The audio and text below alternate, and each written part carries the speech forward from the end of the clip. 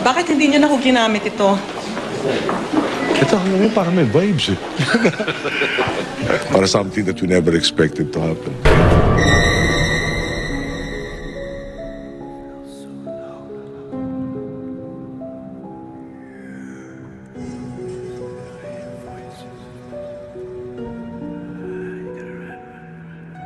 So isang malaking maliwanag na katotohanan para sa ating lahat.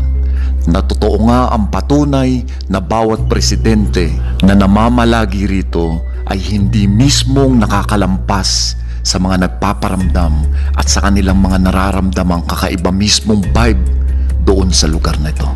Kaya namang karamihan sa mga naging presidente ng Pilipinas ay ayaw mismong tumira doon sa loob ng Malacanang ay sa pamamagitan ng kanilang mga nararamdaman at mga hindi maipaliwanag na tagpo sa iba't ibang